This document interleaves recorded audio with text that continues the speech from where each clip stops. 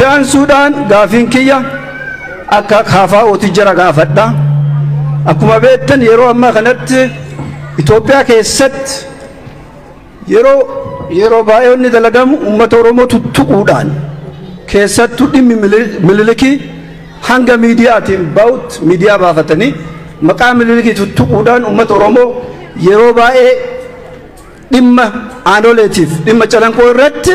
dhimmi kun seenaa sobaati jedhanii uummata Oromoo tuttuqan akka kafaa'ootitti dhimma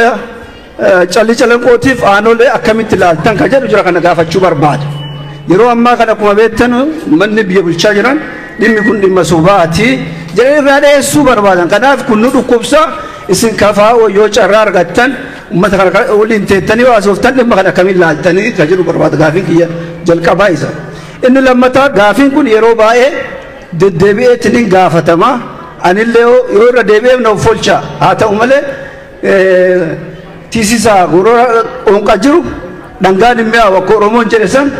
nuun jarri keenya kun nuuf qaaliidha kuma Hacaaluun ani Oromoodhaaf qaaliidha jedhe hayyoottan keenya kun nuuf isin qaaliidha biyya san yoo deebisan seeftii keenya baay'ee yaaddoofna kaleessallee yaaddaa turre har'allee immoo yaaddoon sun nun dhiifne gaafa biyya deebitan mootummaatiin eegumsi isinii godhamaa jiru maaltu jira yoo sanuu ta'uu baate mootummaan illee yoo rakkoon isin irra ga'e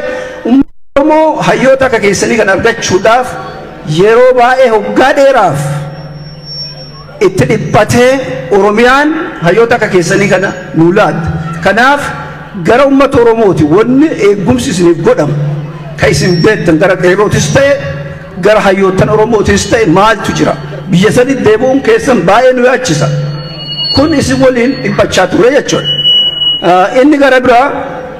sabaaf sablammoota waliin dhufnee hiree biyya sanii waliin murteessina mari'annee jettanii yeroo baay'ee yaada keessan kennaartan hayyoota gara biraa yoo laallu yeroo baay'ee dhimma marii irratti fakkeenyaaf lola ta'e keessatti hayyoonni saba biraa irraa keessattuu hayyoota uummata Amaaraa keessa kallattiidhaan waraana san hayyoonni marti nama lama akka dhimma kana dheennaan hordofaa tureetitti nama lama qofatu lolli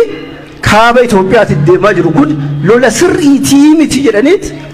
hayyoota Amaaraa keessa nama lama qofatu waan san mormaa ture haa ta'u uummanni Oromoo asumaan galata qabdanii lola san keessa hayyoottan kenna mana hidhaaf turtanillee lolli kun sirrii miti jettanii jala dhaabbachaa turtan odoon hidhamiin uummanni kenna biyya alaalle lola kana lola sirriitii miti jettaniitiin mormii dhiyeessaa turtan uummata hayyoonni guutuun lola deeggaru waliin akkamiin teettanii biyya kana dinkuraasessuu dandeessan ka jedhu gaafii isin gaafachuu barbaada ulfaadhaa dadhabbiin keessan bilisummaa